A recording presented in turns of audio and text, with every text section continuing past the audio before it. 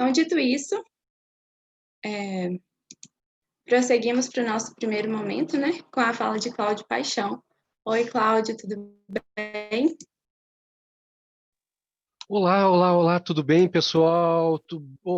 Muito bom estar aqui com vocês. Eu não sei se eu já posso começar, se eu já compartilho tela.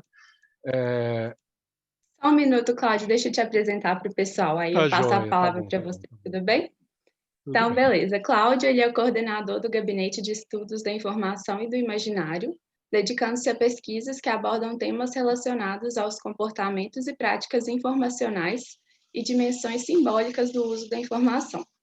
É pesquisador do Grupo de Estudos Cognitivos em Ciência da Informação e do Estudos de Práticas Informacionais e Cultura, ambos vinculados à UFMG. É também coordenador do curso de especialização em Gestão da Informação e Pessoas, do Núcleo de Informação Tecnológica e Gerencial da SI-UFMG. Já atuou como coordenador de projetos de Secretaria de Estado de Educação de Minas e da Secretaria Estadual de Planejamento de Minas e da FIENC. Então, muito obrigada, Cláudio, pela participação e a palavra é toda sua. Fique à vontade. Tá joia. Primeiro de tudo, eu queria saber, vocês estão me ouvindo bem? Tem algum ruído, alguma interferência?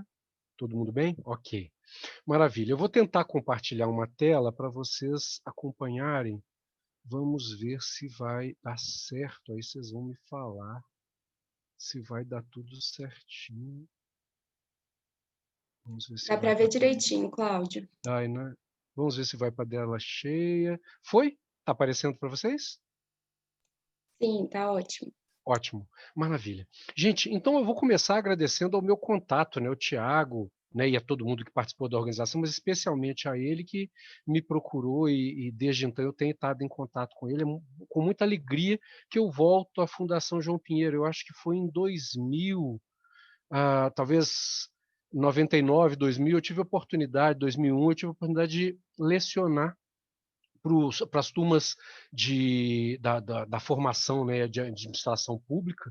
Deixa eu até botar o cronômetro aqui, são 30 minutos que eu tenho, né, para não passar do tempo. Isso. Então, eu tive a oportunidade de lecionar para a turma de administração pública e depois para os cursos de administração, de gestão da polícia, né, o CESP e o CEGESP. Então, é com muita alegria que eu volto a conversar com vocês. E meu tema de hoje está dentro desse desenho da inteligência emocional, a proposta dessa mesa dessa noite, mas eu tive sei lá, a safadeza de propor um título capcioso para vocês, que é do mudismo da inteligência emocional à redescoberta das inteligências múltiplas. Por quê? Eu vou tentar dizer isso ao longo da nossa fala, mas especialmente porque eu acho que tem um truque nessa discussão toda contemporânea em torno da inteligência emocional e é muito importante que a gente amplie um pouco a visão em torno desse tema. E tem um pouco disso que eu quero falar para vocês, então é nessa direção que eu vou dirigir a minha fala. Estão brincando com uma frase que o Freud disse lá, se não me engano, em 1912, quando ele foi de Viena para os Estados Unidos fazer uma palestra sobre psicanálise na Universidade Clark, que estava muito curiosa para saber o que era isso. Ele brincou quando ele viu aquelas pessoas esperando ele no porto e dando tchauzinho, né? Ele falou assim: eles não sabem que eu vim trazer-lhes a peste. Né? E é nesse sentido que eu vou brincar com vocês. Vocês não sabem que eu vim trazer para vocês a peste. Né? Nesse sentido, eu invoco a memória do Vostradez, né? O primo mal falado do Nostradamus, né? E o Níquel Náusea, né? Com a ideia de que a peste bubônica começou com um ratinho. Então é mais ou menos como a Disneyland, a Disney World e todas as indústrias Disney. Então tudo começa muito inocentemente e hoje dominam vários estúdios, várias coisas, inclusive conseguiram estragar Star Wars, para vocês verem a potência que um ratinho tem. Então eu vim trazer-lhes a peste. Espero não estragar nada, mas espero fazer vocês pensarem que as minhas pulguinhas contaminem vocês com uma reflexão interessante em torno desse contexto. Então, a primeira coisa que eu tenho que falar é que a gente não vive só na sociedade da informação, como as pessoas dizem. A gente vive numa sociedade da urgência. Que sociedade é essa? Né? Qual que é o contexto atual? O que está havendo? Né? A gente está na situação desse moço aí, esperando para ir para o escritório, o trem passar, o metrô passar, e o trem está atrasado. Né, tem uma pesquisadora francesa chamada Nicole Aubert, né, que ela é fantástica quando ela descreve o que hoje se chama, né, a partir da fala dela, cultura da urgência. Que diabos é essa cultura da urgência, né? É uma situação mobilizada especialmente pela tecnologia. Eu garanto que todo mundo está vendo isso num smartphone, ou tem um no bolso ou próximo de você, né? Essas tecnologias novas que todo mundo já sabe criaram uma transformação na realidade que eu não vou descrever porque já é familiar para todo mundo aqui, mas que gerou uma recategorização de metas. A partir de agora eu estou seguindo a fala da Nicole e do professor Sigmar Malvese, da USP. Né? Então, o que a gente tinha antigamente, tradicionalmente, como um padrão, eram metas rotineiras, aquilo que a gente fazia todo dia, e as metas prioritárias, que tem tudo a ver com a estratégia. Né? E a partir dos últimos anos, nós fomos colocados em torno de um desenho novo, que vai envolver metas imediatas e metas urgentes. Eu não vou falar longamente sobre isso, mas as metas rotineiras conduziram a gente à condução da rotina. As metas prioritárias, em relação às mudanças que a gente consegue antecipar em relação ao futuro, conduziram a gente à necessidade de uma gestão estratégica. Mas acontecem na vida da gente inúmeras situações de crise, que são aquelas situações que a gente até antevê e a gente tem que se organizar rapidamente para poder agir. Mas acontecem também as situações de urgência, aquela que você não espera, você é uma garota, tem um noivo e de repente você pega o noivo flertando com a tua mãe. E pior, a tua mãe reagindo, né, calorosamente às aproximações do teu noivo, ou o contrário, né? Flertando com o teu pai, e o teu pai reagindo afetivamente a esses flertes. Quando eu brinco com essa situação, eu estou brincando o quê? Que é uma urgência. Você não tem nada planejado para lidar com isso. Isso é uma bomba que cai na sua vida. Você deve ter visto no seu WhatsApp, deve ter chegado o vídeo daquele sujeito que apresentou o exame de gravidez lá no México, da noiva dele, e acusou o melhor amigo de ser pai da criança, porque ele tinha um vídeo do cara. Então, esse desenho da urgência, nessas brincadeiras, ele reflete uma situação que é corriqueira. As situações acontecem e nos pegam desprevenidos. Então, o que que isso faz? Né, isso faz com que as nossas metas sejam todas reorganizadas. E elas passam, dentro da estrutura das organizações que a gente tem hoje, a ser reorganizadas e serem distribuídas, compartilhadas por um número grande de pessoas. Então, nós estamos todos sujeitos ao ônus da obtenção de resultados, mas, ao mesmo tempo, dentro de uma dimensão onde a gente tem um ônus também pela divisão dos fracassos. Isso é muito familiar para todo mundo, eu tenho certeza disso. A gente tem uma dúvida constante do não reconhecimento dos nossos méritos, a gente tem dúvida sobre como reorganizar as prioridades, e, além de tudo, nós somos obrigados a tocar a nossa rotina sobre o peso de saber que a nossa ação tem um peso direto nos resultados do grupo. Né? Todo mundo está familiarizado com isso. Vocês estudam, vocês discutem isso o tempo todo, e quem está nas organizações vive isso o tempo todo. Bom, então o que, que acontece? A simples detecção de um problema me torna partícipe desse problema, mesmo que eu não tenha responsabilidade direta por ele, porque a estrutura organizacional vigente hoje me faz assim. Então, se tem uma reunião no teu andar, você foi ao banheiro, viu que não tinha papel higiênico, você pode ser cobrado no banheiro, você pode ser cobrado pelo seu chefe, porque não tinha papel higiênico e você não disse para o responsável que não tinha papel higiênico, e a visita, a pessoa que veio para a reunião, o visitante, não tinha papel higiênico para usar no banheiro. Eu estou usando exemplos bem idiotas, mas são exemplos que eu já vi acontecer nas organizações. Eu já contemplei isso acontecendo. Então, você é responsável mesmo que você não seja. Isso desencadeia, então, uma obrigação de você agir para evitar o fracasso ou para evitar uma reação em cadeia que vai conduzir efeitos danosos. Você está o tempo todo correndo. Então, você vive numa situação onde as decisões passam a ser mais balizadas pela afetividade do que pela racionalidade. E aí vocês vão ver onde é que eu estou querendo chegar. Já dá para vislumbrar isso. Né? A gente estuda nos cursos de administração, nos estudos em comportamento organizacional, um modelo ótimo de tomada de decisão racional, onde você pega e elenca, né, a potencialidade de cada ação, e tem um monte de técnicas para trabalhar com isso. Só que, na realidade, muitas vezes hoje a gente não consegue fazer isso. né. Então, eu lembro lá um poema que é familiar para aquelas pessoas que gostam de coisas clássicas, do Catulo, né, onde se diz: Odi et amo, quae id faciem fortasse requiris, nescio, sed fiere sentio et excrucior. Que é isso? Eu amo e eu odeio. Por que eu faço isso? Talvez você me pergunte, eu não sei. Mas eu sinto isso acontecendo e eu estou sendo torturado. Você não sabe porque você age emocionalmente, mas você é capturado, você é capturada e é levado a agir, né, como se fosse um sequestro. E é sobre isso que a gente vai falar. Que acontece? Você tem essa constatação, você vê gente explodindo, gente desmoronando o tempo todo. E qual que é o grande problema? Nesse caldeirão de informações que mudam o tempo todo, você fica ansioso, você fica angustiado, isso mexe com várias coisas, inclusive com seus afetos, que tem a ver lá com a infância que você não soube administrar, porque nunca te ensinaram isso quando você era bebê, garoto, criança, adolescente.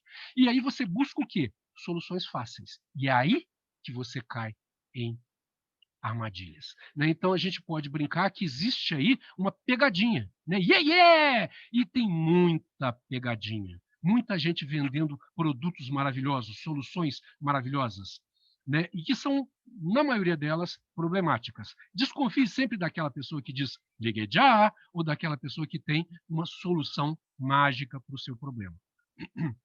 Então, essa fome da administração pelo que eu chamo de folhetins pseudo-acadêmicos leva a gente a algumas coisas. Por exemplo, a moderna obsessão pelo coaching. Eu já trabalhei com coach. Eu, lá nos idos dos anos 2000, né, eu trabalhei quando ninguém sabia o que era coach, eu tinha que explicar o que era coach, eu trabalhava com isso. E aos poucos eu fui largando essa história. Por quê? Porque não funciona? Não. Porque a grande maioria dos coaches, na realidade, e vocês sabem disso, são pessoas que não deram certo nas suas áreas e resolveram ensinar as pessoas a não darem certo também. Então, eu falo isso de uma forma muito crítica, mas é verdade. E grande parte do problema do coach não são as ideias e as propostas que eles têm, mas o fato de não se trabalhar a estrutura básica das pessoas por trás dessas ideias. E é esse, né, o grande problema, e é sobre isso que eu queria advertir vocês. Tem lá as modas quânticas, desconfie de tudo que é quântico. A não ser a física quântica, tudo que é. E talvez a computação quântica, se ela vier a funcionar, o resto é tudo conversa fiada. Falou que é quântico? Levante, pegue o seu banquinho e saia de mansinho. As pseudociências aplicadas à administração, desde as astrologias da vida até aqueles testes com desenhos, mapas, enagramas que nunca foram testados, duvide disso. É muito bonito, mas são evidências pseudocientíficas, são evidências que podem ser explicadas basicamente pelo efeito placebo. No final vai ter meu e-mail, se você quiser ler sobre o assunto, eu lhe passo um monte de artigos do PubMed explicando como funciona o efeito placebo. Né? Você tem um monte de coisa, constelações sistêmicas, desconfie disso. Foi criado por um nazista. Você vai aderir a um sistema criado por um nazista? Desconfie, tem até gente usando isso na justiça. Né? E, é claro, um monte de treinamentos que envolvem inteligência emocional. Inteligência emocional é ruim? Não, a gente vai ver, mas cuidado com isso, essa advertência é importante. Da mesma forma que quando você toma um remédio de tarja preta, isso pode fazer muito mais mal que bem. Não existe resposta fácil. Tem algumas respostas que são mais difíceis para algumas pessoas e para as outras. Por exemplo, essa pergunta aí eu consigo responder, mas tem gente que não consegue. A vida emocional é negligenciada, isso é fato. E os estudos, as propostas, toda a discussão em torno da inteligência emocional coloca isso de uma forma muito clara para a gente, revela para a gente uma grande verdade. Nós negligenciamos a vida emocional nas empresas. E a vida emocional é um bom negócio, tem um monte de gente faturando com isso. Vá a qualquer aeroporto, qualquer rodoviária e olha a banca de livrinhos lá. Tem um monte de livrinhos, são livrinhos que você vai pegar, vai ler, vai ficar muito empolgado e 3 semanas depois você vai esquecer daquilo e não vai fazer nada daquilo, porque as mudanças não vêm assim. Quem estudou, e eu sei que aí na Fundação João Pinheiro, quem estudou lá, estudou o Berger e o Luckmann, já viu o que é socialização primária, socialização secundária. Para uma mudança ser profunda, tem que se trabalhar níveis emocionais. Não é simplesmente dizer para a pessoa mude ou faça, siga essa fórmula. Ela não vai mudar. Então, esse é o grande cuidado que a gente tem que ter. E aí nós temos lá o famoso Daniel Goleman, pai do termo modernamente, ele já é usado antes, a gente vai ver isso, inteligência emocional. Escritor, psicólogo, jornalista, ele é redator de ciência, foi redator de ciência do New York Times, nasceu em 46 e lançou o famoso livro em 95.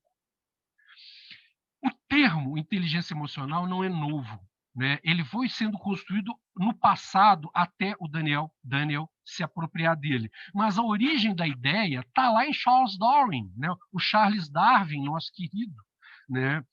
Hoje muito famoso graças ao Richard Dawkins, né, e toda a proposta dele do darwinismo contemporâneo, darwinismo moderno, do ultradarwinismo, né? Mas o Darwin lá nos estudos ele já percebeu a importância da emoção, né, da expressão emocional para a sobrevivência e adaptação das espécies. Nós temos outras pessoas, por exemplo, temos dois Thorndike, dois pesquisadores que falavam da inteligência emocional. Lá em 1920, o primeiro, né, o Edward, falava que através da inteligência, né, a gente desenvolve uma habilidade de gerenciar homens e mulheres, crianças e adultos, né? E essa inteligência é uma inteligência social, ela não é uma inteligência solta, né? Não é uma inteligência puramente matemática, né? E isso é um ato de tornar as nossas relações mais sábias, né? Agir mais sabiamente. Isso é muito parecido com o que a gente ouve nos discursos sobre inteligência emocional. Um outro, Thorndike, né, vai falar da inteligência social de novo, a capacidade de compreender e motivar os outros. Um sujeito muito famoso, para quem é psicólogo, se tiver algum psicólogo me assistindo, deve ter visto muito sobre esse cara, né? O David Wechsler. Ele foi criador dos dois mais famosos, são usados até hoje, testes de inteligência, o VAIS e o VISC. Né? Um para crianças e outro para adultos. Eles são atualizados porque a gente vai mudando, nossa experiência, na nossa vida vai transformando o mundo e vai transformando a gente. E ele falava sempre, em todos os testes, desde a primeira versão, da influência de fatores não intelectuais sobre o comportamento inteligente. Então, isso é muito importante. E aí, finalmente, nós vamos ouvir falar, e eu vou falar bastante dele daqui a pouco, do Howard Gardner, né, que em 83 vai propor a sua teoria das inteligências múltiplas, né, que ele vai colocar algumas que são muito importantes para a nossa discussão aqui. A inteligência intrapessoal, a capacidade de compreender a si mesmo e de apreciar os próprios sentimentos, medos e motivações, e a inteligência interpessoal, que é a capacidade de compreender as intenções, motivações e desejos dos outros. Vejam que isso parece muito lá com a inteligência social que nós falamos lá atrás. Mas nós tivemos vários usos do termo inteligência emocional antes do Daniel Goleman. Né? Então, nós tivemos o primeiro uso em 66, depois em 85, depois em 89, depois em 90, que esses dois últimos, né, o Stanley Greenspan e o Peter Salovey e John Mayer, criaram modelos para poder descrever essa inteligência emocional. Então, o modelo do Daniel não é inédito, não é novo e não é original. Apesar de ser muito famoso e muito interessante. Então, vou pegar o modelo do Salovey, né, e Mayer para mostrar para vocês o que ele propõe. Ele propunha que há uma capacidade de perceber e exprimir emoção, assimilá-la ao pensamento, compreender e raciocinar com ela, e saber regulá-la em si próprio e nos outros. E eles chamavam isso de inteligência emocional. E eles dividiam essa inteligência em 4 domínios. Percepção das emoções, que tinha a ver com identificar sentimentos, estímulos como voz, expressão facial e tentar aprender o que acontecia com essas pessoas. Falava do uso das emoções, uma capacidade de empregar as informações emocionais para facilitar o pensamento e o raciocínio. Havia a capacidade de entender as emoções, de captar variações emocionais não evidentes, sutis, na relação com as pessoas, e o controle e a transformação da emoção. Então, há uma capacidade de lidar com os próprios sentimentos. Vejam que são desenhos, né, que nos oferecem um modelo muito mais prático, muito mais técnico, vamos falar assim, né, e muito mais voltado para o manejo das situações. Observem em comparação com o modelo do Daniel Goleman, que ele vai dizer que existe uma capacidade de identificar os nossos próprios sentimentos e os dos outros, e de nos motivarmos e de gerir bem as emoções dentro de nós e nos relacionamentos. E ela seria composta por 5 habilidades. Reconheçam que a alma não tem cor. Digo, né? Reconheçam que esses elementos já foram apresentados antes. Autoconhecimento emocional. Reconhecer as próprias emoções e sentimentos quando eles ocorrem. Controle emocional. Lidar com os próprios sentimentos, adequando-os a cada situação vivida. Automotivação. Dirigir as emoções a serviço de um objetivo ou realização pessoal.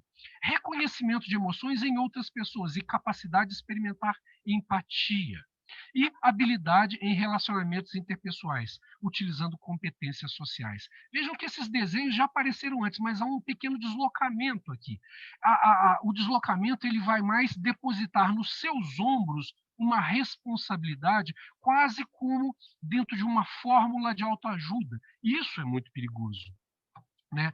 Diríamos que ele propôs algo como isso aí, né? O Naruto Coaching. Né?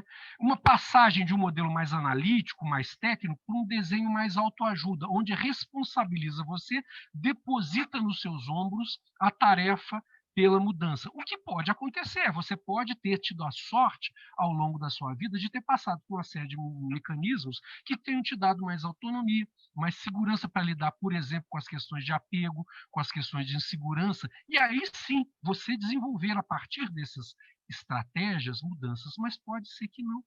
Pode ser que você precise de um outro trabalho, de uma outra intervenção. E pode ser que a organização, o grupo, o seu grupo de trabalho, precise de intervenções maiores do que simplesmente coisas que você pode fazer manuseando, manipulando a sua inteligência emocional, entre aspas. Então, eu vou falar aqui de algumas críticas, mas vou reconhecer méritos e vou fazer observações mais pontuais. Então, a primeira crítica é sobre a redundância do termo. A expressão inteligência emocional já é em si uma redundância, porque ela cria uma cisão entre a inteligência supostamente emocional e as outras inteligências. Então, na realidade, a gente tem a inteligência. A inteligência ela é ligada, ela é conectada e ela é dependente de fatores que são cognitivos e emocionais. Não tem como você separar, a menos que você seja um animal, né, e você não tenha um cogito, né, você tem uma reflexão sobre aquelas emoções que você sente. A emoção no humano ela é diretamente relacionada com a cognição. Então, não tem como desvencilhar. O que você tem, gatilhos emocionais, gatilhos afetivos, mas ela está diretamente ligada à sua inteligência. As coisas não acontecem separadamente. O mérito dela é uma novidade, entre aspas. Por quê?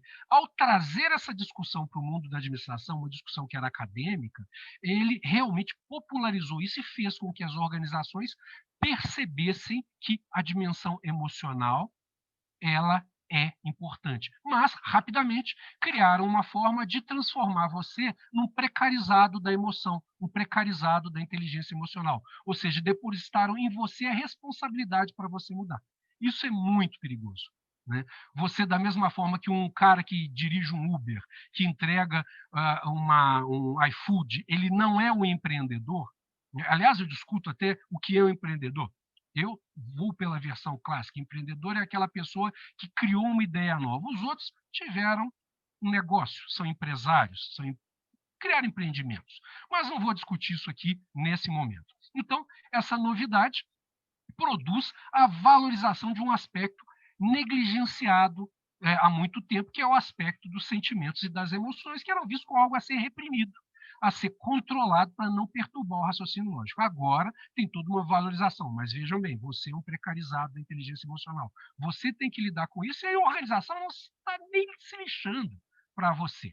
Né? Ela continua seguindo a vida como uma vaquinha da música do Mamonas Assassinas. Você sabe, não preciso cantar aqui. Né? Então, uma designação mais adequada para o termo não seria desenvolvendo a inteligência emocional, seria libertando a inteligência emocional dos grilhões que aprendiam. A ideia geral é que, quando o corpo é estimulado por uma situação inusitada, o que nós temos? O sistema emocional é o primeiro a reagir. Mas uma resposta de um sistema emocional desequilibrado, né, agrava a situação e prejudica a situação. Então, a gente pode aprender a lidar com isso, de outras formas, né, entre outras formas, criando ambientes favoráveis à resiliência. Veja bem, eu falei ambientes favoráveis à resiliência. Tem a ver com liderança e tem a ver com subordinados. Tem que ser um ambiente, tem que ser um trabalho coletivo onde o principal agente é o gestor, é o líder. Um outro dia a gente pode conversar sobre isso, se vocês quiserem. Tenho muito a falar sobre isso, gostaria de bater um papo com vocês sobre isso. Durante esses poucos milésimos iniciais, o seu cérebro cognitivo, vamos dizer assim, sofre uma espécie de sequestro emocional. Sua ação demora mais tempo para se concretizar porque você está ali envolvido naqueles processos. Ele é extremamente devastador, dependendo da reação que as pessoas têm. Isso pode causar um descontrole.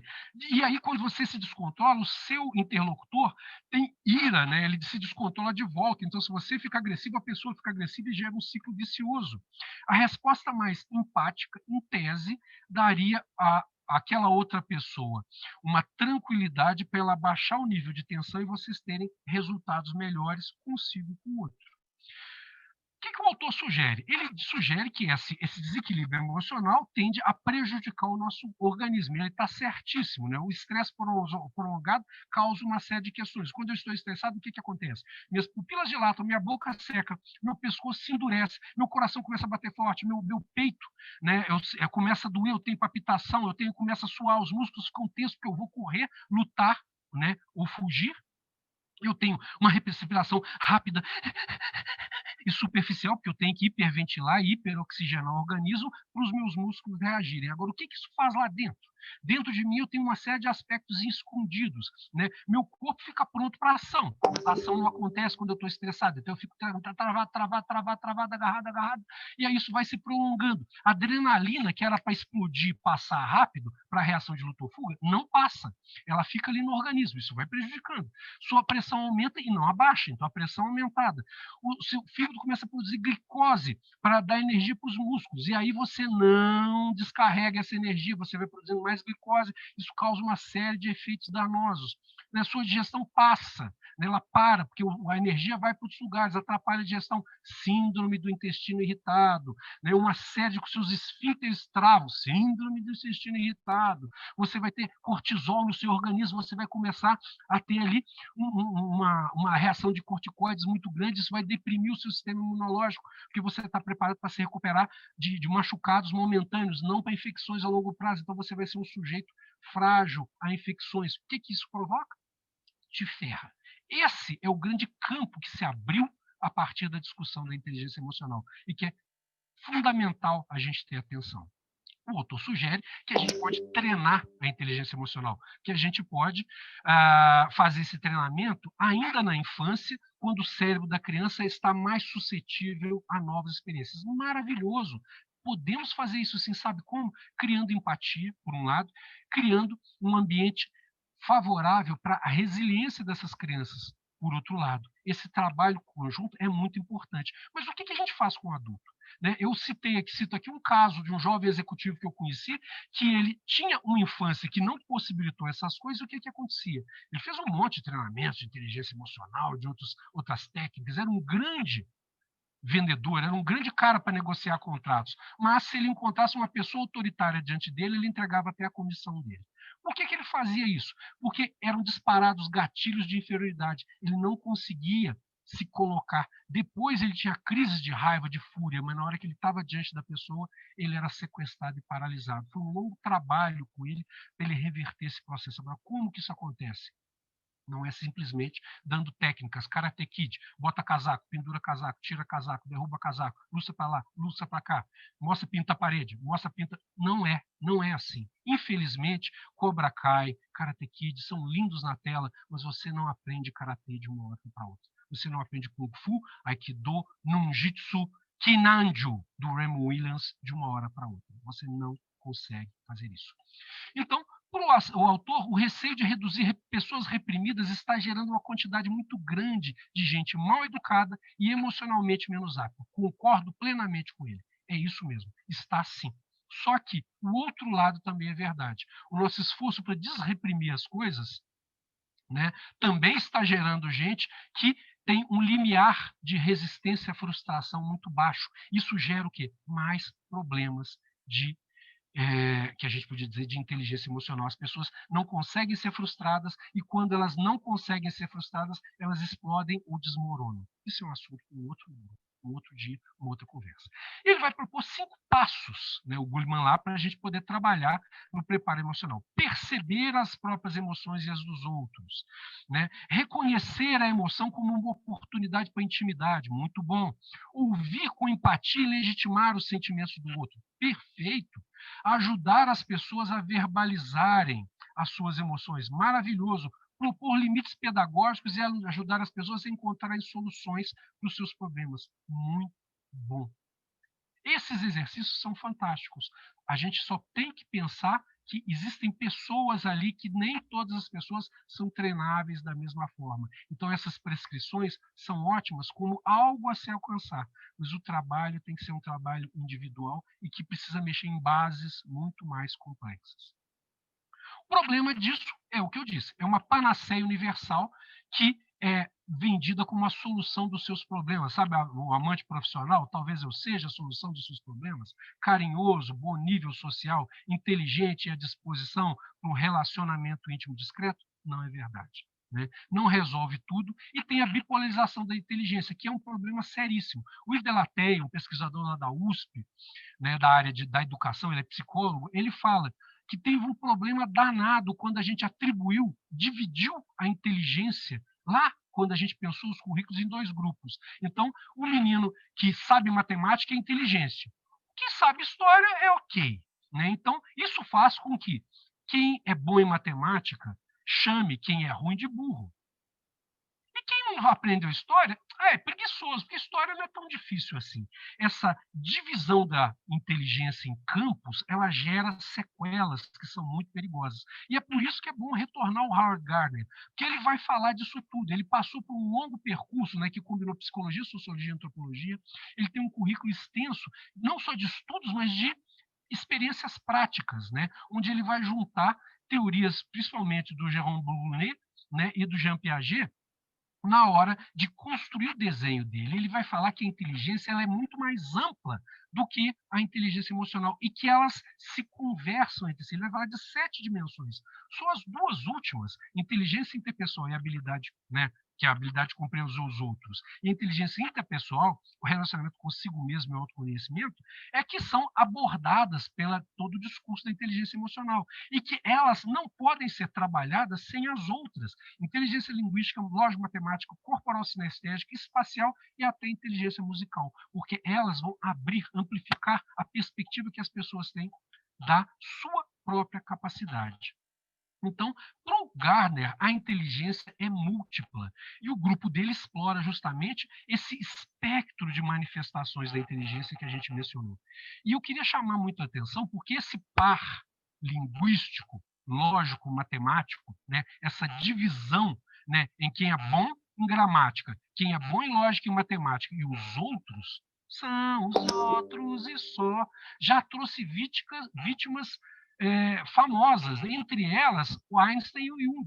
Todo mundo sabe da história do Einstein, né? Ser criticado quando criança porque eles achavam que ele não era muito inteligente, porque ele era muito pensativo. Ou o Jung, né? O Carl Jung, né? É menos conhecido essa história, quando ele foi tratado, né, como o burro da sala, e porque ele era muito inteligente, e em alguns momentos, quando ele mostrava inteligência, as pessoas falavam que ele tinha plagiado os outros. Né? Então, essa divisão entre tipos de pessoas, né, e essa atribuição de rótulos, ela é muito perigosa. Então, cuidado com a tendência a criar novos mitos. Todo o trabalho que tem sido feito sério sobre inteligência emocional, ele é muito interessante, mas cuidado com aquelas pessoas que vão tentar te vender o ouro de tolo do Raul Seixas. Né? Então, cuidado. Essa oposição entre QI e QE não existe. Coeficiente intelectual e coeficiente emocional são a mesma coisa, né? Não existe essa divisão. É como se você separar o hemisfério direito do esquerdo do cérebro. Você vai ter problemas, né? No máximo você cura epilepsia, né? Mas com sequelas. Essa pessoa não vai conseguir mais fazer uma série de coisas. E por que faz isso? Porque é muito melhor perder algumas capacidades do que ter convulsões diretas que podem causar dano muito mais sério. Então, é uma escolha. Escolher um lado é arriscar-se a perder outro. Então, temos que ter muito cuidado. Então, eu não vou trabalhar, eu ia falar a teoria dos tipos psicológicos, mas eu já estou esgotando o meu tempo, já esgotei na realidade, então eu queria deixar para a gente conversar sobre isso num outro momento, que seria um brinde. Eu vou pular direto para o muito obrigado, agradeço muito, espero ter botado minhocas na cabeça de vocês. Minha proposta hoje era essa. Como é que eu saio aqui? Stop share. Ok. Cláudio, muito bacana a sua apresentação, gostei muito. Nossa, e é muito bom você também desmistificar a questão do Goldman, né? Que ele geralmente é o que mais aparece quando a gente pesquisa sobre inteligência emocional. E aí acaba que é uma visão muito restrita mesmo. E eu também nunca tinha parado para pensar sobre o teor de autoajuda que ele tem, né? E que é um pouco perigoso, como você falou. E muito bom também você ter trazido a questão das inteligências múltiplas, né? Do Gardner. Enfim, eu achei muito produtivo, gente. Mandem suas dúvidas lá no link, que no final a gente, se o Cláudio estiver à disposição, a gente esclarece, né? Então tá, gente. Muito obrigada, Cláudio, mais De uma nada, vez. disponha. É que a minha tela ficou estranha aqui, eu acho que eu estou vendo a sua tela ainda. Mas tudo bem, não se preocupe, eu resolvo aqui. Obrigado, Tá. gente, muito obrigado pela oportunidade, espero ter ajudado de alguma forma. Vou ficar assim até o final, podem ficar tranquilos. Ótimo, muito obrigada, gente. Então tá, agora a gente segue para os relatos, né? Com a aplicação prática dessa competência, dessas coisas que o Cláudio trouxe para a gente. E a gente vai começar então com o Michael Cerqueira. Michael, eu vou te apresentar para o pessoal. Ele é diretor de Recursos Humanos da Secretaria de Agricultura e Abastecimento do Estado de São Paulo, gerenciando as ações de gestão de pessoas dos mais de 3 mil funcionários do órgão. É graduado com bolsa de mérito em administração pública na Fundação Getúlio Vargas, com intercâmbio acadêmico no Regent's University London e foi bolsista Smart. Foi gerente geral de recursos humanos e seleções da Secretaria de Administração da Prefeitura de Caruaru. No Vetor Brasil foi gerente de projetos em 2019 e líder de relacionamentos com governos entre 2015 e 2017. Participou de programas acadêmicos em Belo Horizonte, Brasília, Canoas, Bogotá e Medellín. Muito obrigada, Michael, pela participação. Boa noite, seja bem-vindo e fique à vontade. Muito obrigado, gente. É um prazer estar aqui com todos vocês. Achei que a Letícia ia antes, né? Então, mas ótimo, vamos seguir aqui. Sempre fico muito feliz aí de voltar e conversar com vocês. Acho que por ser aí, né, do campo de públicas, a gente sempre teve um contato próximo, né? João Pinheiro, a FGV e as outras faculdades. Fico muito feliz, né, de ver aí uma sala tão cheia, né, nesse formato aqui online. Espero que eu consiga aqui trazer algumas contribuições e algumas provocações também. Acho que a discussão feita aí pelo professor foi muito incrível, né? Acho que trouxe aqui bastante alimentos aí para o nosso debate. E espero aqui trazer, a partir de uma perspectiva prática, né? Também aqui mais assuntos para a gente discutir e contribuir mais com o assunto, né? Agradecer a Gabriela, tô vendo que ela está aqui, a gente conversou bastante também, né? E agradecer a Letícia e o Cláudio que estão aqui compartilhando a mesa, pessoas aí que eu admiro muito também. Bom, pessoal, queria trazer aqui numa perspectiva bastante prática, né? Sobretudo aqui pelo tema que eu trabalho, que é recursos humanos, né? Então, quando a gente está discutindo competências, né, que é aí o pano de fundo, né, de toda essa série de palestras, né, de encontros que a João Pinheiro Júnior está fazendo e junto com o doutor, tem uma aplicação muito prática quando a gente discute recursos humanos, quando a gente está à frente aí, né, de uma diretoria, seja agora na Secretaria de Agricultura, seja quando eu estava ali na Prefeitura de Caruaru, seja, né, trabalhando no Vetor Brasil e fazendo todos esses processos de seleção, né, de lideranças aí de trainees para os governos, né? Tem aqui uma questão que né, eu fico feliz que a gente está discutindo competências, eu acho que esse é um assunto que a gente discute muito pouco, né? Acho que a gente olha muito pouco para isso, seja nos nossos órgãos de RH e governo, sejam academicamente, né, dentro das faculdades, e eu acho que entra muito aí na discussão que o Cláudio trouxe, que é a gente discutir seja a inteligência emocional, né, que aí é o mote do nosso encontro, sejam as diferentes inteligências que as pessoas possuem, né? Acho que a gente passa longe dessas discussões e elas são muito importantes aqui, né? Eu poderia aqui fazer toda uma fala para vocês, né, sobre a aplicação das múltiplas inteligências ou da inteligência emocional no meu dia a dia, mas eu queria trazer aqui mais uma perspectiva como um gestor de RH, né, como uma liderança aí que precisa trabalhar com esse assunto, né,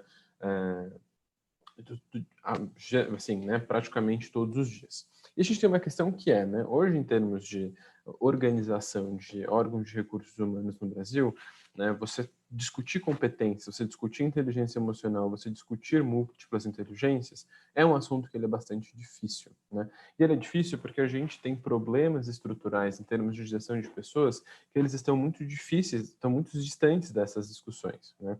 Então, se eu trago aqui o exemplo da Secretaria de Agricultura, a gente tinha uma dificuldade aqui no começo do ano, né, da gente saber onde estavam os nossos servidores, né?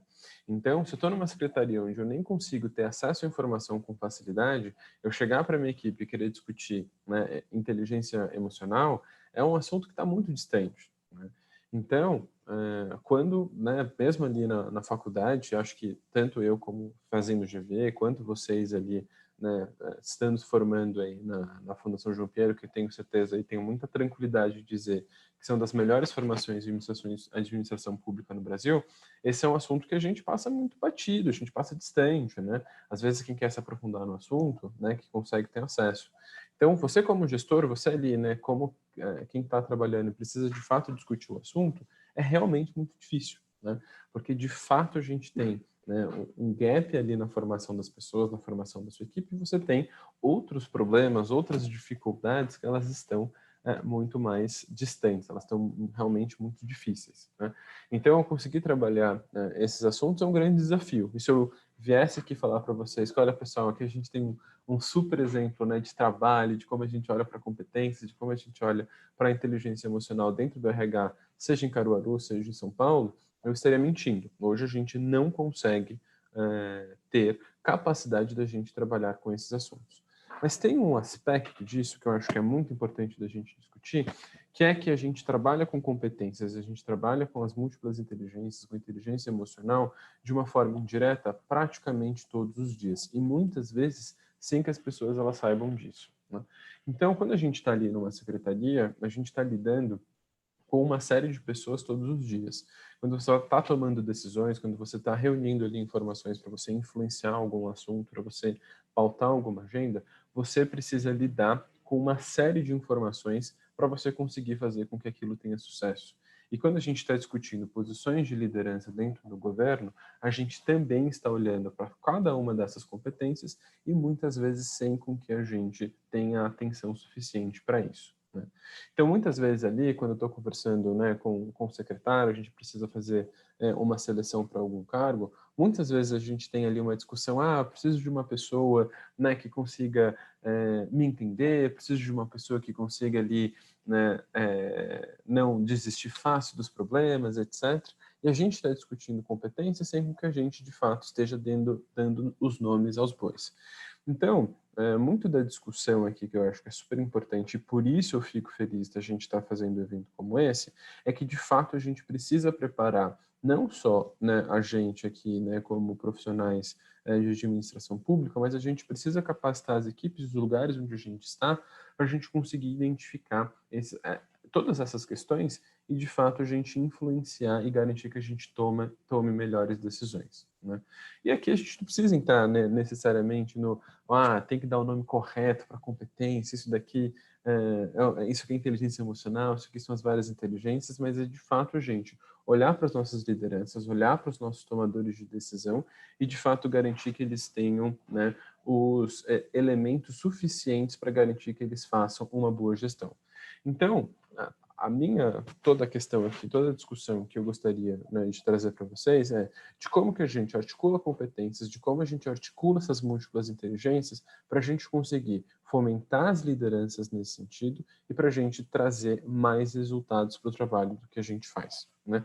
Então, hoje, como gestor de RH, de fato, eu não consigo ter um programa dentro da Secretaria de Agricultura, né, que vá discutir competências, onde a gente vai atribuir competências, onde a gente vai trabalhar diretamente inteligência emocional. Mas dentro de cada ação, dentro de cada conversa que eu preciso fazer, dentro de cada projeto que eu preciso fazer, a gente vai tentando incutir essas discussões, a gente vai tentando mostrar para as pessoas que existe todo um pano de fundo para garantir que isso aconteça. E isso daqui pode se dar de diferentes formas, né? Então, por exemplo, hoje na Secretaria de Agricultura, a gente está fazendo um processo de reestruturação administrativa, né? O que se espera em termos de RH é que a gente dê um apoio, né, ali para o secretário, para a gente organizar esse decreto, a gente mandar esse decreto ser aprovado. Mas dado que a gente sabe que tem esse processo de desenvolvimento de pessoas, né, esse desenvolvimento de competências, a gente tenta aí, né, dar um passo a mais. Então, o que a gente está fazendo? A gente está pegando cada um dos cargos de lideranças que a gente tem na secretaria e a gente está fazendo uma descrição da vaga. Então, a gente está falando, tá, estou aqui contratando o meu coordenador de defesa agropecuária, isso é um cargo que a gente tem aqui na secretaria. O que esse coordenador de defesa agropecuária que ele precisa fazer, né? Qual que é a visão de sucesso que esse coordenador de defesa agropecuária ele tem? O que você quer, né? E aí é uma pergunta que a gente faz diretamente para o secretário, que é o gestor dessa vaga. O que ele tem que entregar? Quais são as metas, né? E para ele chegar nessas metas, qual que é o perfil, né, que você espera que ele tenha? Então, eu faço todo um trabalho com o secretário, tentando organizar essas informações, fazendo um documento ali de 2 páginas, né, onde eu vou trabalhando com ele, como que ele espera que aquela pessoa ela trabalhe, sem necessariamente estar trazendo ali a questão das competências, sem necessariamente ali estar trabalhando essa questão, né, das inteligências. Então, eu acho aqui, né, que a gente tem um papel bastante importante da gente conseguir fazer essa tradução de coisas que muitas vezes elas são difíceis e distantes das realidades que a gente possui nos órgãos públicos que a gente tem no Brasil, e a gente conseguir levar essa discussão pouco a pouco, né? Então, meu objetivo aqui, né, de vir conversar com vocês é de tentar fazer essa tradução, né? Muitas vezes a gente, né, tá fazendo discussões que elas estão muito distantes das realidades dos governos que a gente tem, mas eu acho que a gente, como profissional, né, como gestores públicos, como administradores públicos, estamos nos formando, é o nosso papel da gente conseguir fazer essas traduções, né, de forma a gente, pouco a pouco, ir inserindo esse assunto. Porque se eu chegasse com o secretário e falasse, secretário, a gente vai fazer agora aqui um mapeamento de competências, né, de toda a secretaria e a gente vai aqui, né, fazer um treinamento em inteligência emocional para os servidores. O secretário vai falar, cara, cala a boca, você tem que me entregar um sistema integrado de RH que a gente não tem dentro da secretaria. Isso não é prioridade, isso não faz sentido para a gente discutir isso agora, né? Então, o que a gente faz é inserir estratégias, a gente de fato tentar inserir em outras atividades, em outras ações que a gente faz, toda essa discussão sobre competência, sobre como que a gente trabalha isso, tá?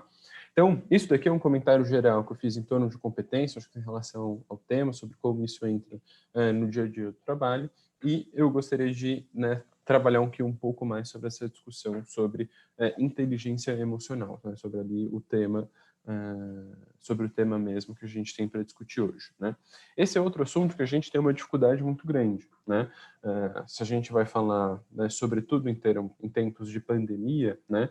Novamente, se a gente vai discutir a capacidade de inteligência emocional de uma pessoa, de fato a gente começa, as pessoas muitas vezes elas vão trazer os pontos que elas têm outras urgências, né? Então a gente está passando por um momento extremamente difícil, sobretudo em termos de recursos humanos, onde a gente tem pessoas que estão vivenciando uma situação completamente distinta de tudo que elas vivenciaram, tendo que se adaptar tecnologicamente de uma forma muito grande. E aqui eu estou falando, né, do meu caso específico. E, gente, eu vou fazer aqui vários pontos com o prático aqui, tá? Então, só para dar esse spoiler aí. Então, eu estou falando aqui de uma secretaria onde a média de idade das pessoas é 52 anos, né? Então, a gente está falando de uma secretaria que ela é bastante analógica, né? As pessoas são pouco digitais. Então, você tem toda essa transformação, toda essa mudança que as pessoas têm que fazer, com as pessoas precisando, né, lidar com a dificuldade de você vivenciando uma pandemia, né? Que é de você sempre ter o risco de você sair de casa e ser contaminado, de você estar distante da sua família, muitas famílias precisando lidar com o luto, né? E aí eu chegar para um servidor que está passando por tantos processos e falar, olha, vamos lá discutir sobre inteligência, né, emocional na pandemia, ele é realmente um assunto que ele é bastante difícil, né? Mas a gente precisa, de fato, conseguir trabalhar com essa pessoa esse mesmo assunto, né, de uma forma que isso seja palatável para ele, né? E isso se torna ainda mais importante quando a gente está falando de uma secretaria que tem 3.000 servidores, que está espalhado em todo o estado de São Paulo e com diferentes níveis. Eu tenho desde um pesquisador científico, né, que ganha o teto do governador na secretaria, ao mesmo tempo que a gente tem funcionários, né, que trabalham ali diretamente nas fazendas da secretaria e que muitas vezes são semi-analfabetos, né, que de fato têm aí uma instrução muito pequena, que nem acesso ao computador, né, eles têm. Então, é um desafio muito grande a gente, de fato, né, levar esse trabalho, a gente, de fato, conseguir fazer com que os servidores entendam a importância desses assuntos, né? Porque eu acho que, ressonando aí o que o Cláudio trouxe na apresentação, né, toda a competência que a gente conversa são competências que são passíveis das pessoas aprenderem e são passíveis das pessoas se capacitarem, né? Então, eu acho que é um papel aí essencial para os RHs conseguirem trabalhar com esses assuntos e avançarem nesses temas e, de fato, conseguirem desenvolverem os servidores nesse sentido, né? Então, hoje, nós aqui, como Secretaria de Agricultura, o que a gente consegue, né, trabalhar basicamente, eu acho que na frente aqui, né, de 3 frentes que eu destacaria aqui, né? Que é, de fato, a gente trabalhar ali, né, com a gestão dos ambientes de trabalho, né? E, de fato, a gente conseguir garantir que os espaços onde as pessoas elas trabalham sejam minimamente acolhedores. E falo aqui, gente, com muita transparência, muitas coisas são coisas que a gente deseja fazer e menos coisas, né, do que a gente realmente faz. Em tempos de pandemia, o que a gente tentou fazer foi sempre fazer ali espaços de acolhida para as pessoas, onde a gente faz uma série de reuniões semanais, onde as pessoas podem se abrir, onde as pessoas podem conversar, onde as pessoas elas conseguem, de fato, ter ali, né, um espaço para elas compartilharem dificuldades, né, onde de fato elas consigam trabalhar, né, nesse sentido. Outra parte que a gente tentou trabalhar bastante é com gestão da informação, né? A gente tem uma dificuldade muito grande ali das pessoas acharem informações de onde elas se sentirem seguras. Muito difícil a gente cobrar das pessoas tranquilidade, cobrar das pessoas altivez ali de lidar com essas situações quando elas não têm informações. Então, esse foi um dos primeiros pontos, né, que a gente começou a trabalhar. Então, seja fornecendo guias, sendo a gente fazendo aí lives com as lideranças da secretaria, com a gente trabalhando. E um papel que a gente tem tentado fazer, que é não levar para debaixo do tapete de eventuais dificuldades que a gente tem, né, que é trabalhar mais essas gestões das emoções, essas gestões das relações interpessoais. Né, que é de fato, gente, se a gente tem um problema, se a gente tem uma dificuldade, se a gente identificou que existe aqui algum assunto, a gente trabalhar de forma transparente. Né? E essa é uma das coisas que eu tenho achado mais positivas nesse sentido, né? Então, muitas vezes, pessoas que não se conheciam, lugares que não tinham conversado, por meio ali, né, desse espaço online, por meio desses encontros, as pessoas de fato conseguiram saber quem era a outra pessoa, conversar entre elas e criarem ali, né, um ambiente mais produtivo, né? Então, assim, em termos gerais, né, não sei se eu fui a pessoa mais animadora nesse sentido, né, mas eu acho que existe um descompasso muito grande entre as realidades que nós temos no governo hoje e o que de fato a gente precisa construir, como que a gente, né, desenvolve as pessoas. A minha visão existem uma série de ações que a gente consegue fazer, uma série de trabalhos que a gente precisa fazer, onde a gente consegue colocar essa discussão de forma a convencer as lideranças de que esses assuntos eles são importantes e de mostrar para as pessoas que elas investirem tempo nesse sentido são ações que vão trazer resultados para elas. É um desafio gigantesco. eu tenho muita tranquilidade em dizer que os resultados são muito aquém do que eu gostaria, mas eu acho que a gente conseguir discutir pouco a pouco esses assuntos, acho que isso muda, isso melhora muito o assunto. São assuntos, tanto as competências quanto a discussão de inteligência emocional, são assuntos que são negligenciados, são assuntos difíceis da gente colocar na pauta, mas é que eu acho que pouco a pouco a gente avançar neles, a gente consegue avançar. Então, nesse sentido, né, a gente conseguir estar aqui, né, acho que estamos aqui com 50 pessoas, 57 pessoas discutindo esse assunto, e pessoas que eu espero que muito em breve estejam em posições de liderança, tomando decisões no governo, a gente conseguir influenciar essas pessoas, né, garantir que as pessoas de fato entendam a importância disso, eu acho que isso tem um impacto muito grande lá na frente, né? Somos nós os futuros secretários, somos nós os futuros tomadores de decisão. Né? Então, acho que a gente saber que estar no governo é mais do que fazer um decreto de reorganização, mas é você de fato pensar como as pessoas elas se organizam, como as pessoas elas se capacitam, como as pessoas elas se inserem nessas questões. Eu acho que é isso que faz com que a gente desenvolva a liderança e, o mais importante, que a gente consiga entregar resultados de qualidade para o cidadão. Né? Eu acho que toda essa discussão de competência, toda essa discussão sobre inteligência emocional, ela precisa ter um fim, né? Que é, de fato, a gente melhorar o resultado que a gente entrega. Então, eu sei que a gente está longe, tem muita coisa para fazer. Queria ser uma pessoa aqui para chegar e falar para vocês, pessoal, ó, a gente fez um trabalho incrível, já temos todos os resultados para apresentar, mas eu acho que é importante a gente discutir essas dificuldades, esses espaços, esses caminhos meio tortos que a gente acaba tomando aqui como gestor, mas eu acho que esse é um primeiro passo muito importante para a gente fazer e espero que a gente faça mais isso e que daqui um ano vocês me chamem de novo para vocês me cobrarem dos resultados aqui das coisas que a gente está fazendo. Então é isso, estou aqui super aberto para ouvir perguntas, questionamentos, provocações, adoro ser provocado também. E é isso, espero que tenha contribuído e espero que a gente tenha aqui um resto de noite bem produtivo. Obrigado, gente. Muito obrigada, Michael. Acho que foi muito produtivo. Acho muito bom você falar sobre a questão de aproximar esse debate das pessoas na prática, né? De fazer essa tradução e essa aproximação. Também a importância da liderança estar alinhada a isso, né? Dela reconhecer isso e passar isso para as pessoas que elas estão gerindo. Então, muito obrigada pela sua fala. Foi muito boa, muito produtiva. E agora, vamos passar para a Letícia Menoita. Ela vai se apresentar. E muito obrigada também, Letícia, por aceitar nosso convite e por estar aqui essa noite com você. Oi, pessoal. Boa noite a todas e a todos e a todes. Vocês me ouvem bem? Massa.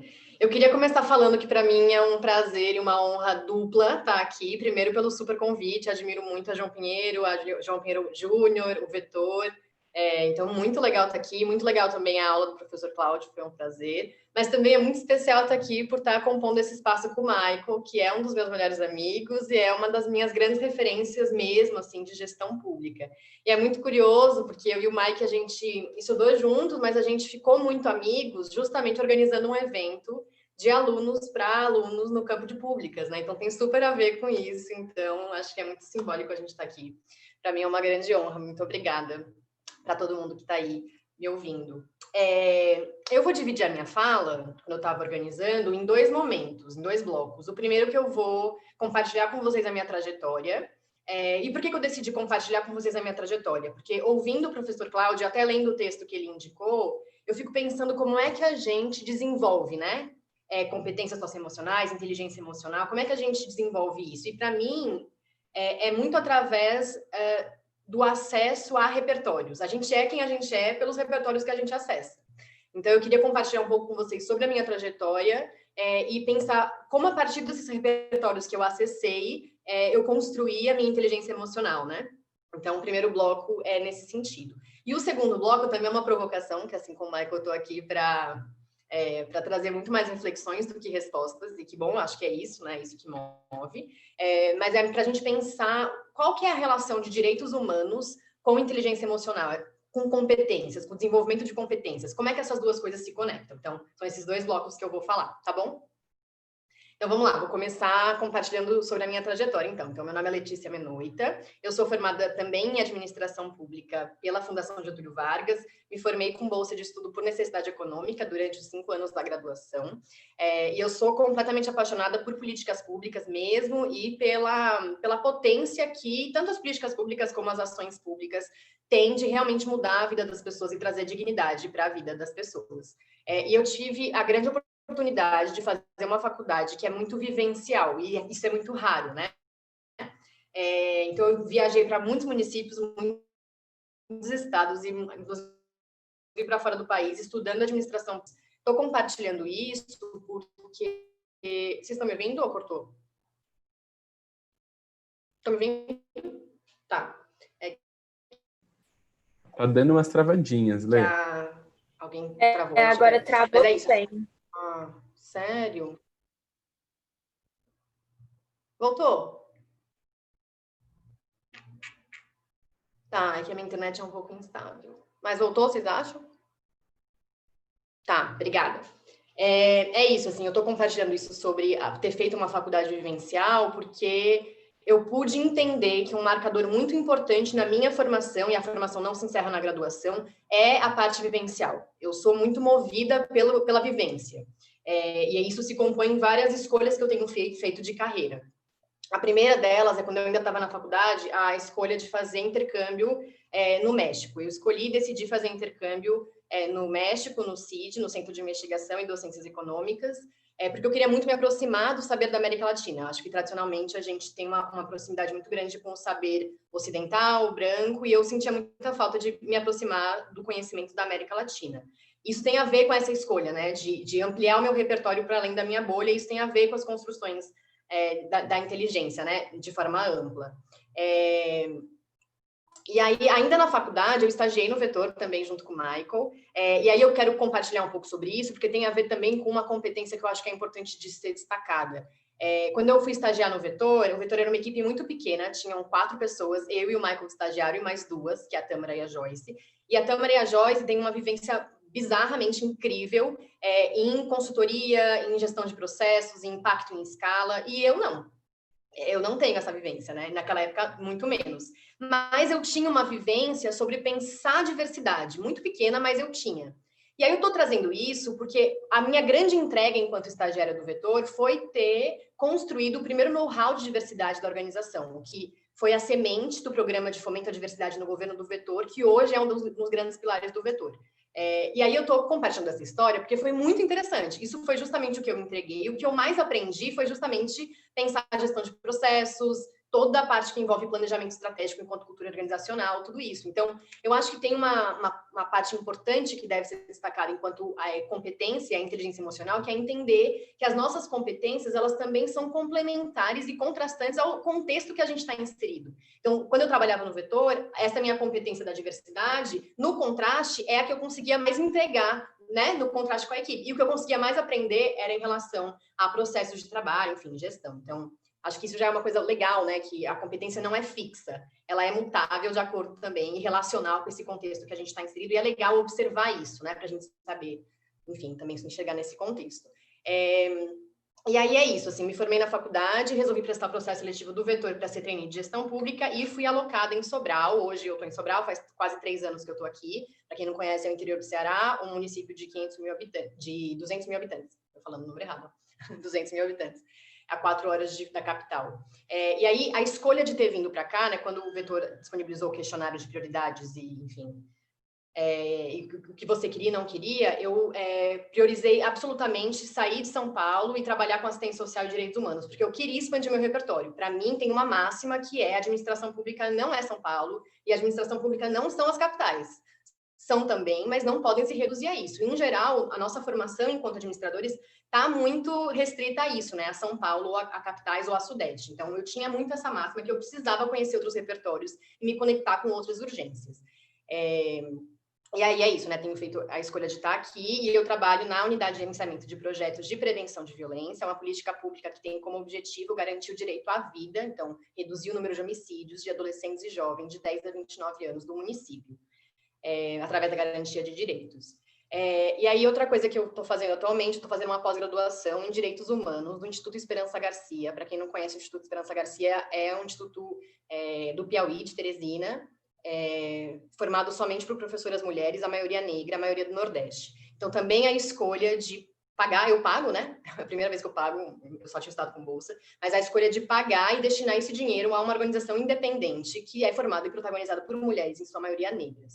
E de me conectar com esse saber também. Eu conhecia muito pouco sobre o Piauí, eu acessava muito pouco acadêmicas que eram mulheres nordestinas. E hoje eu conheço muito sobre isso, né? Então, também tem a ver com isso, de expandir o meu repertório. Por isso que eu estou trazendo esse elemento, porque ele marca muito a minha trajetória. E é isso, assim. Então, eu acho que é isso que eu queria falar no primeiro bloco, que é sobre elementos que compõem a minha trajetória. E aí eu queria já emendar no segundo bloco, que é pensar o que tem a ver direitos humanos com competências, né, com desenvolvimento de competência e com inteligência emocional. Eu tenho trabalhado com direitos humanos, então, há pelo menos 5 anos, e isso me move muito enquanto pessoa. E tem uma coisa que eu acho que é uma máxima dentro dos direitos humanos, e para mim tem cada vez sido mais uma máxima para pensar a carreira, que é singularidade. É uma palavra que a gente usa muito nos direitos humanos, não sei quem está, enfim, apropriado dela, mas é a gente pensar que nós somos seres singulares e únicos. E aí eu estou dizendo isso porque é muito comum, quando a gente está olhando para carreira e para competências, a gente universalizar as experiências. Então eu olho para a Gabriela é muito boa nisso, fez esse trajeto. O Michael fez isso, então eu universalizo e eu tenho que fazer igual o Mike ou a Gabriela, porque senão eu não sou boa, né? E na verdade, a nossa grande potência está na nossa singularidade. Essa é a nossa potência, essa é a nossa resistência. Então, como é que a gente olha, reconhece e expande essa singularidade, né? E não pasteuriza as experiências e se fada a um fim específico, né? Estou dizendo isso porque quando a gente pensa carreira também, é muito comum que a gente pense no futuro, né? Então daqui 10 anos eu quero estar em tal lugar. Vai ser muito bom para mim trabalhar aqui, porque isso vai me ajudar a usar como case para o mestrado que eu quero fazer fora, e o mestrado vai ser bom para eu ser secretário. Então, eu vou encavalando metas que elas estão baseadas no futuro. E aí, eu não acho que isso é errado, mas eu acho muito perigoso a gente se reduzir a essa única possibilidade enquanto estrutura de carreira. Eu acho que a gente tem que expandir essas possibilidades. E aí, eu estou dizendo isso também porque eu trabalhei recentemente com a Glória, que é uma pessoa maravilhosa, Glória Ribeiro, e ela falava muito essa frase para mim: como é que a gente é atravessado por essa travessia que a gente está atravessando? E isso, para mim, é muito forte, porque significa, de maneira muito resumida, como é que a gente está vivendo o presente.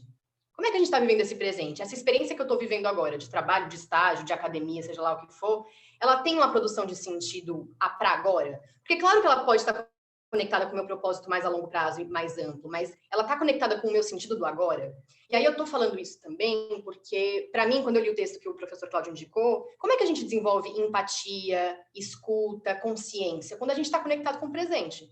Se eu estou aqui só para cumprir tabela, para ter essa experiência no currículo, por exemplo, agora, para botar no meu currículo que eu participei do evento, eu nem ouvia falar do Mike, eu estava no Instagram, nem ouvia falar do professor, eu estava respondendo e-mail. Agora, se eu estou inteira e aberta e conectada com esse presente, eu também estou sendo empática, eu também estou ouvindo e eu estou mais consciente, né? Então, essa intencionalidade de ter produção de sentido no presente e não só vivenciar uma experiência para o futuro, né, como uma ponte, eu acho que é muito estratégica também. Isso, assim, a gente precisa olhar para isso, né, porque senão a gente corre um risco que eu acho muito, muito perigoso, que é se fixar na ideia que você tem hoje de você para o futuro. Então, vou falar sobre isso melhor, que eu acho bem legal, sobre a minha experiência aqui em Sobral. Então, eu vim para cá, eu sou a única pessoa de São Paulo, vim a única trainee, fiquei aqui sozinha durante 1 ano, depois uma outra pessoa chegou. Sou a única pessoa da secretaria formada em administração pública, a única da minha equipe, nós somos 24, formada em uma área correlata à administração. A única de uma equipe de 24 formada numa área correlata de administração. Todas as outras pessoas são psicólogos, são assistentes sociais, são pedagogos, enfim, e várias outras coisas.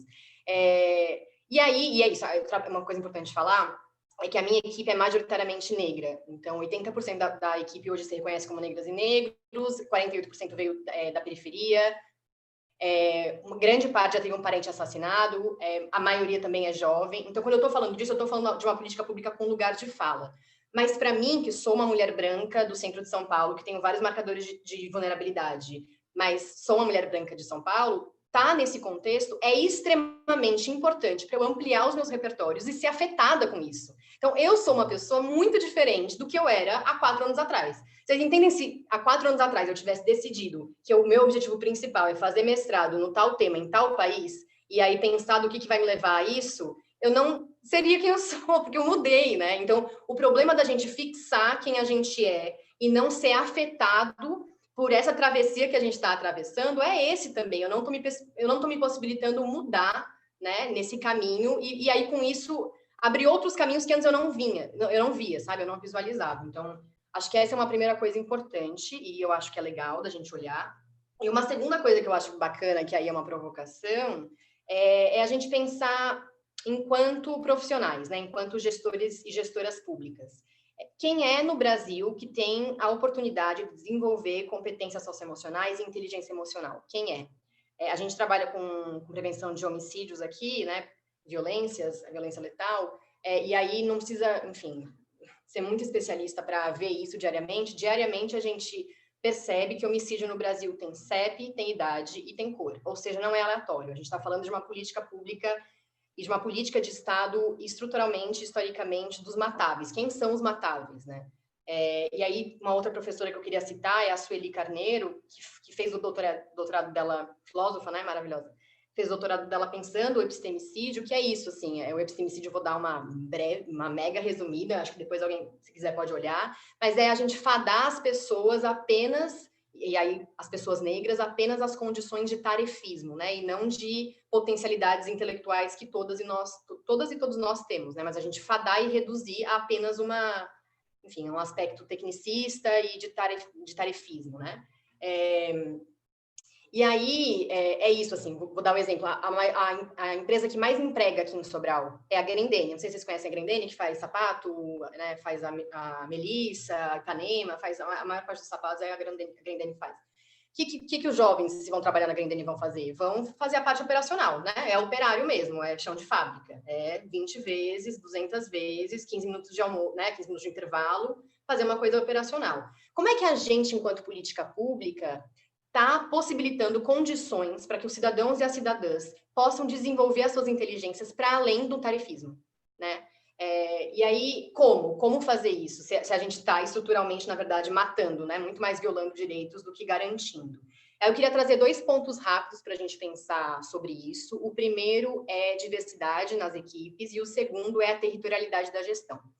Primeiro, que é a diversidade na equipe, é isso, assim, isso não é mais negociável, a gente não está mais discutindo se diversidade é importante ou não nas equipes, isso é inegociável, porque a gente só tem democracia quando a gente tem diversidade nas equipes. Quando a gente está falando de governo, isso é indispensável, é lugar de fala na política pública, eu não estou falando pluralidade de profissões, eu estou falando de pessoas negras, da periferia protagonizando as políticas públicas. E aí é isso, assim, muitos de nós vão conseguir estar em espaço de decisão para conseguir realmente selecionar pessoas, né, decidir sobre a seleção das pessoas, mas no médio prazo. Mas o que a gente pode fazer agora? Né? Agora mesmo, assim, quais as escolhas de carreira que a gente tem feito? E nessas escolhas de carreira, quem é que a gente está perto e para onde nosso dinheiro está indo?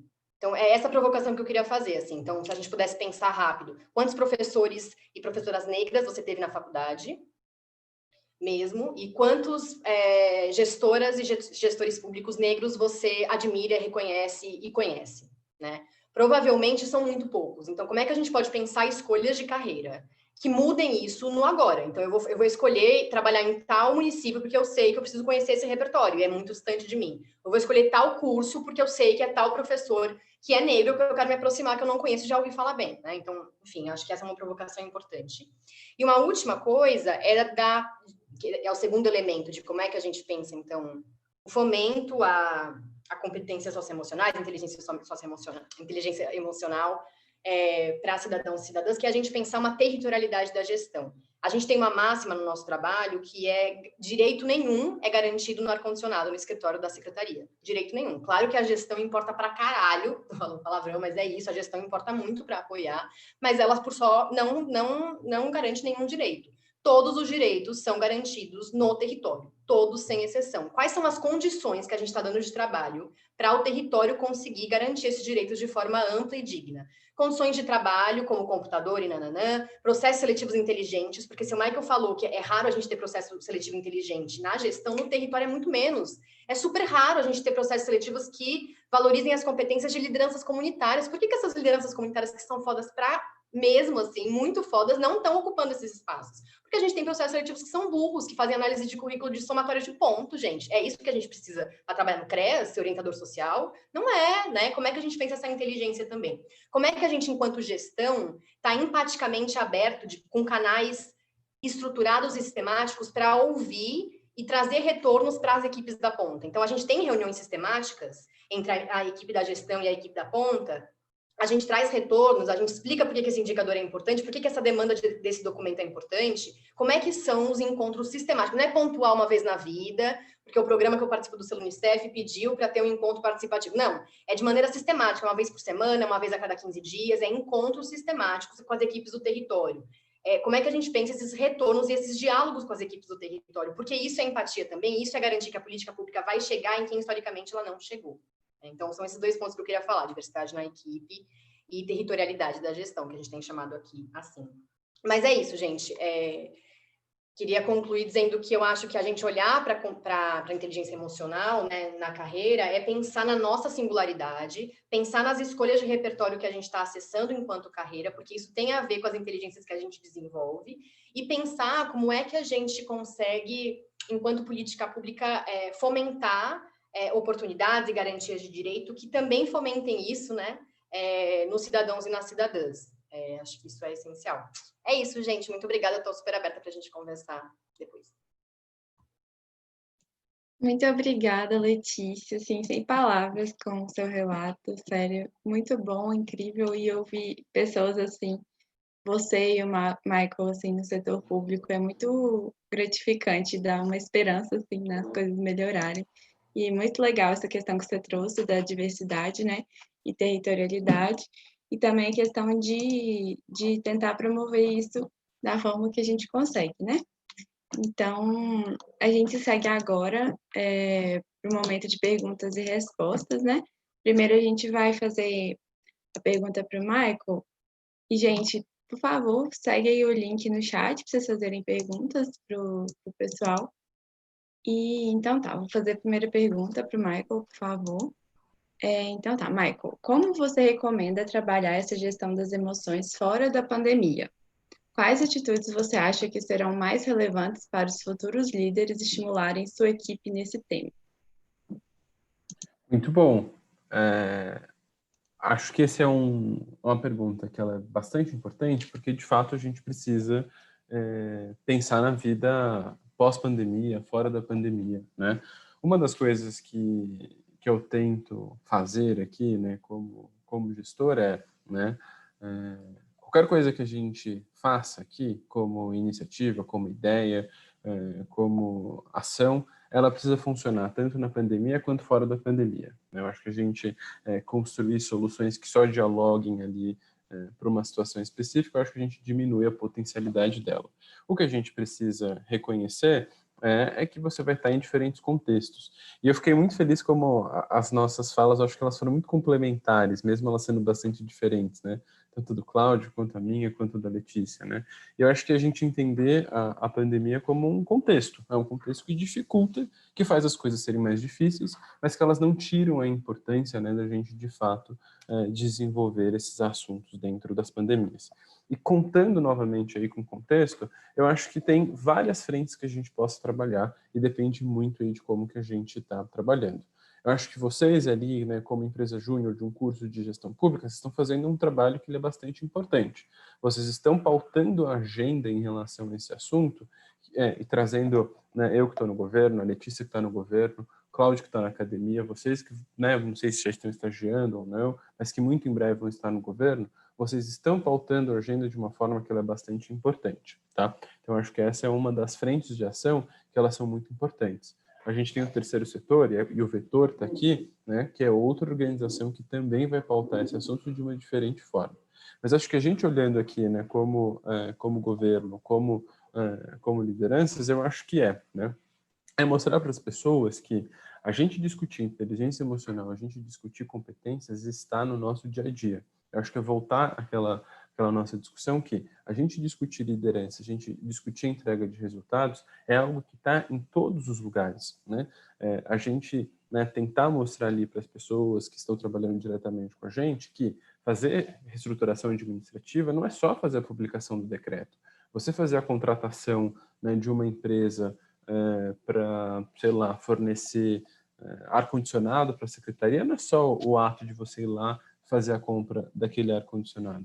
Para você fazer com que isso aconteça, você precisa trabalhar com a relação entre diversas pessoas, você precisa trabalhar, né, com uma série de atores que vão precisar tomar decisões, e para isso você precisa construir um ambiente que seja produtivo para as pessoas trabalharem, você precisa ter um espaço onde as pessoas consigam ter liberdade para elas se exporem, para elas contribuírem.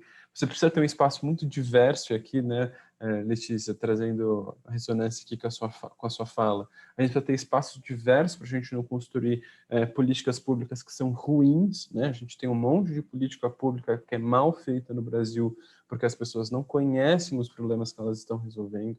Eu acho que esse é um dos efeitos perversos e caros, né? Eu acho que tem uma... Eu sei que a Letícia não gosta muito desse argumento, que a gente é amigo, a gente pode falar, mas eu acho que não ter ambientes diversos custa, é caro, a gente está pagando por não ter ambientes diversos, né?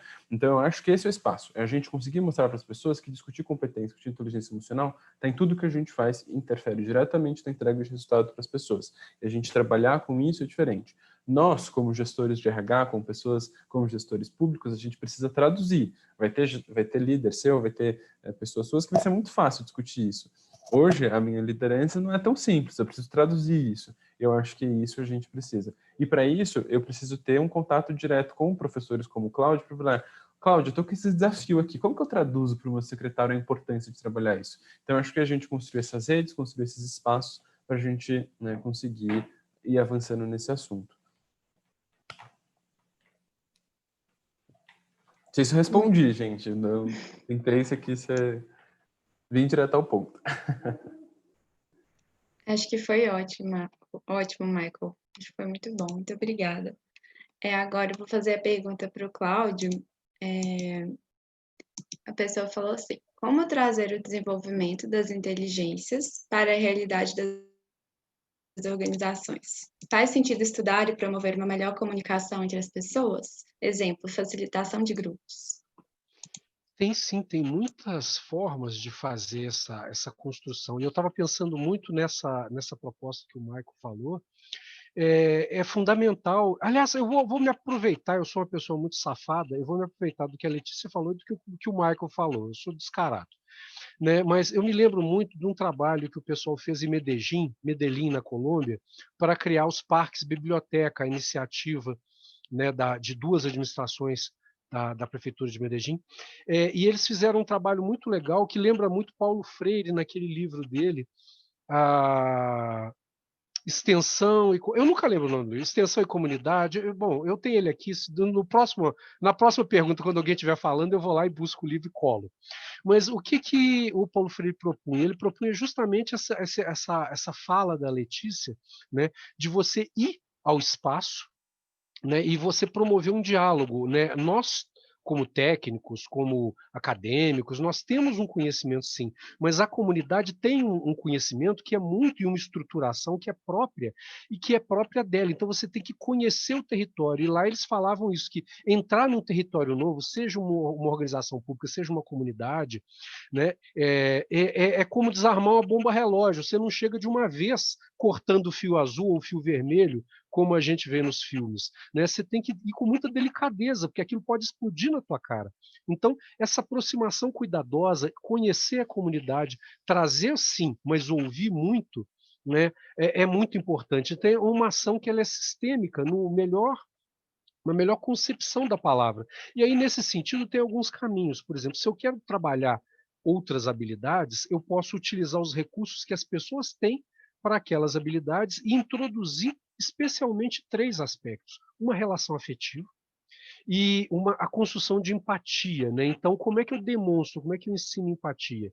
Eu sendo empático. Então, na medida que eu sou empático, eu apresento para o outro a possibilidade de ser empático também. E aí você vai construindo pontes. E um outro exemplo, um outro elemento fundamental é aquilo que eu falava de criar um ambiente resistente à resiliência, perdão, resistente ao estresse, um ambiente de resiliência. Então, como é que se faz isso, né? Na forma como trata as pessoas. Então, eu dou um exemplo que lembra muito criancinha. Qual que é o grande erro que nossos pais cometem com a gente? A gente faz alguma coisa errada e eles associam o nosso ato a nós. Então, criança bonita não faz isso, né? Ah, que menino feio, você fez aquilo. Nós não percebemos, mas nós tendemos a associar o ato, as práticas não competentes, as práticas equivocadas à pessoa. E isso já é naturalizado para as pessoas, tanto é que as pessoas raramente assumem que fizeram alguma coisa errada, porque elas têm medo de perder a identidade delas quando elas são questionadas. Por isso, quando você questiona qualquer pessoa, fala, olha, você fez isso errado. Não, eu não fiz, não. Porque ela tem medo de ela ser confundida com a ação dela. Então, quando a gente começa a valorizar as ações positivas dos indivíduos e, ao mesmo tempo, apontar que elas são boas, mas a tarefa que ela fez foi feita de uma maneira inadequada, você começa a desconectar isso e você começa a criar um ambiente de segurança, onde aquela pessoa vai ter liberdade para errar, liberdade para acertar, e aí sim você pode desenvolver outras possibilidades. E essas outras inteligências, elas geralmente podem ser desenvolvidas a partir das expertises dela. Então, eu tenho um trabalho na universidade com a retenção dos nossos alunos para que não haja evasão nos cursos de baixa evasão. Então, nós fizemos um piloto com os alunos e levando-os para a iniciação científica. E como que a gente trabalha? Nós trabalhamos com várias tarefas ao mesmo tempo. Então, o aluno não fica fazendo fichamento o resto da vida, né? Ele ajuda a organizar eventos. É muito parecido com o trabalho que vocês fazem aí, né, na Fundação João Pinheiro Júnior. Eles organizam eventos, eles fazem tarefas, eles escrevem artigos, cada um tem a sua pesquisa pessoal, eles trabalham em várias frentes, e na hora que eles estão trabalhando nessas frentes, a gente apoia cada uma dessas iniciativas, o grupo de orientadores, que não sou só eu, não só é a subcoordenadora, é o grupo de pesquisadores sêniores, eles ajudam essas pessoas criando esses vínculos de afetividade e, ao mesmo tempo, aproveitando as habilidades. Então, quando a gente vai fazer alguma tarefa, primeiro nós ouvimos o que eles têm a oferecer, o que eles sabem, e aí nós vamos desenvolvendo essas tarefas. Nesse espaço de aconchego, eles conseguem tornar essa experiência deles numa oportunidade, uma possibilidade de aprender novas habilidades. Você desenvolve novas inteligências, desenvolvendo o que a gente podia chamar de inteligência social, inteligência interpessoal, inteligência emocional. Falei pra caramba, né? Desculpa aí, gente. Foi ótimo, Cláudio. Muito obrigada pela fala. Agora a gente... Não. Agora a gente vai passar para a última pergunta, né? Que eu gostaria de direcionar para a Letícia, e já foi um pouco abordada pelo Cláudio, mas e também pelo Michael, mas também gostaria que a Letícia complementasse. A pessoa perguntou: qual o primeiro passo vocês dariam para trazer para a realidade das organizações o desenvolvimento de competências das equipes?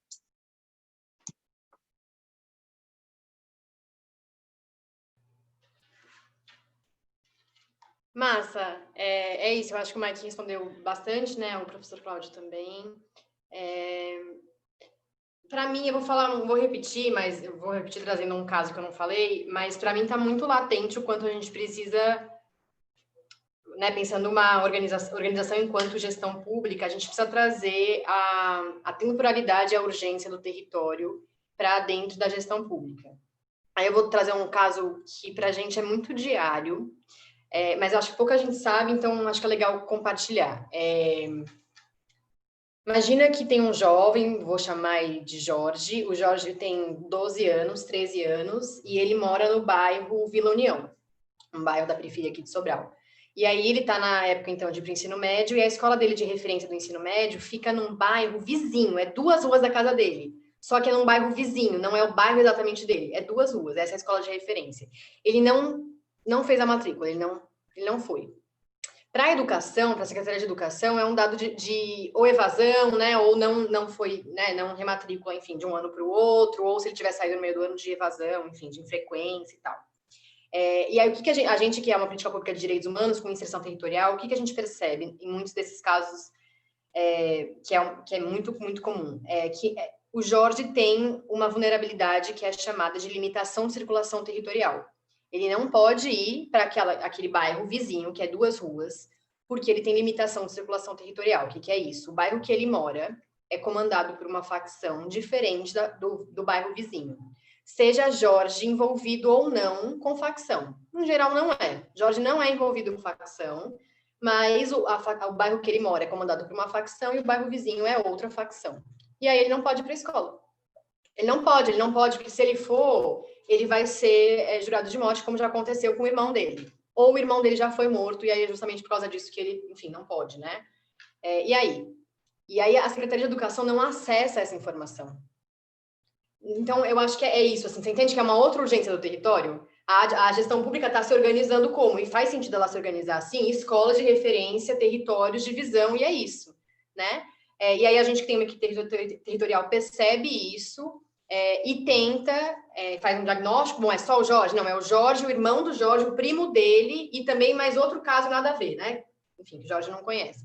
E a gente consegue levar esse diagnóstico para a Secretaria de Educação e aí tentar, então, vagas em outras escolas que não são as de referência. É um bairro mais longe, é no centro, mas no centro ele consegue ir, ele pode andar, sabe? Então, enfim, eu trouxe esse exemplo bem alegórico, eu poderia falar em outros tantos, mas é isso, assim, para mim, a gente pensar essa inteligência e fomentar também essa inteligência interna e externamente tem a ver com a gente estar atento às diferentes temporalidades. A temporalidade da gestão pública do escritório do ar-condicionado é uma, e a do território, da urgência, da vida real é outra. É isso, assim, a gente está preocupado com o prazo do edital que precisa ser lançado, porque o setor jurídico está pedindo, você precisa revisar, e você já revisou aquilo 30 vezes, e nananã. Ao mesmo tempo que é isso, assim, a escola, o menino não tem, a matrícula hoje é o último dia, e é isso, né? Entende? Então, como é que a gente abre possibilidades e escutas, porque, em geral, as equipes territoriais sabem disso, né? Como é que a gente abre esse canal de abertura e de escuta para conversar e equilibrar essas temporalidades diferentes, né? E essa urgência do território, que se a gestão pública e a administração pública não for para garantir direitos, reduzir desigualdades e fazer reparações históricas, eu não sei para que a gente está aqui. Então, esse tem que ser o nosso foco, né? Eu acho que isso... linkar essa audiência do território ajuda a gente a entender que esse é o foco, né? Todo o resto é para apoiar isso. Ótimo, Letícia, impecável. A fala de vocês foi muito complementar, muito bom. Agora eu quero agradecer vocês mais uma vez pela participação. Muito obrigada a cada um de vocês, Cláudio, Michael, Letícia. Eu quero agradecer também a todos os participantes, né? Gostaria de pedir para vocês responderem o formulário de feedback do evento e também convidar vocês para voltar amanhã, que a gente vai falar sobre flexibilidade cognitiva. E mais um último recado sobre os estudos de caso que serão passados para a semana que vem, e quem tiver interesse, por favor, manifestar aí no chat ou enviar pelo e-mail que a gente está deixando aí também, gente. Muito obrigada pela presença e participação de todo mundo, foi muito produtivo. Uma boa noite para todo mundo, gente. Bom descanso. Obrigado, pessoal. Foi incrível. Valeu, gente. Boa noite. Tchau, pessoal. Obrigado. Eu custei achar o microfone. Beijão para vocês. Boa noite, bons sonhos.